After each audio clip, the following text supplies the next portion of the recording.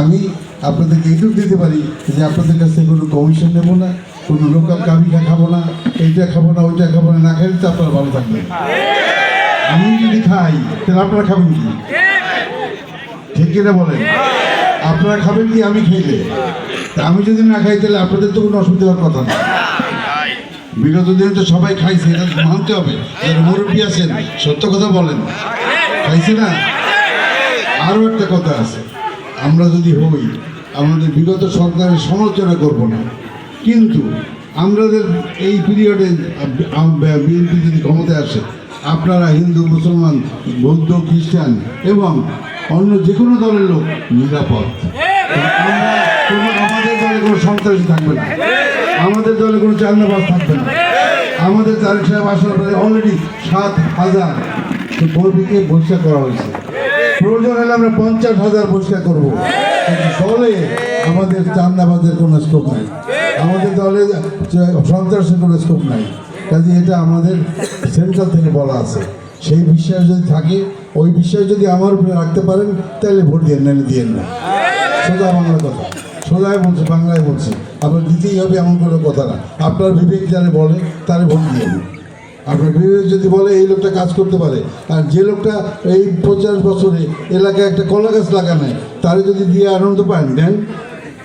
একটা কলা গাছও তারা লাগায় নাই। আজকে যারা জামাতের ক্যান্ডিডেটে ভোট চায়, সে উদিরপুরে বাণীরপাড়ায় কোথাও একটা কলা গাছ লাগাইছে কিনা সেটা জিজ্ঞেস করা। কাজে যে একটা কলা গাছ লাগায় নাই ওই এলাকায়, তার যদি ভোট দিতে ভালো লাগে আপনারা দেবেন। আমি তো বললাম তাই ভোট দিয়ে না। আর আমি কি করেছি বিগত দিনে সেটা আপনারা জানেন।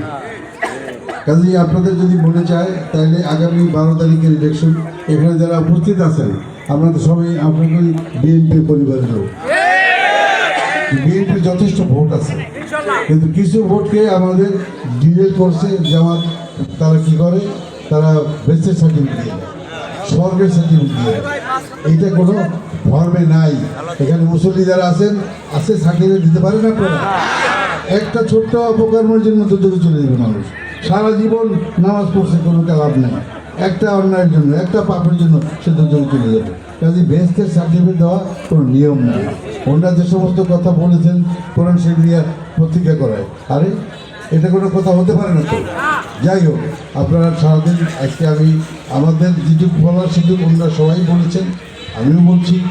আজকে আমাদের এখানে অনেক ইউনিয়নের অন্যান্য এলাকার, যেমন বড়াকোটার, তারপরে দেখছি কিছু বামরাইলের, কিছু দেখতেছি বোটরার।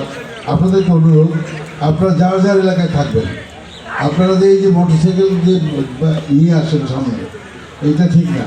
মোটরসাইকেলের শোভাযাত্রা নিষেধ। আপনারা যদি আসতে ইচ্ছা করে 2-4 জন আসেন, দূরে দূরে থাকেন, পিছনে থাকেন, অথবা অনেক সামনে থাকেন। আমাদের ইলেকশনকে নষ্ট করা যাবে না। কাজে আপনাদেরকে এটা খেয়াল রাখতে হবে।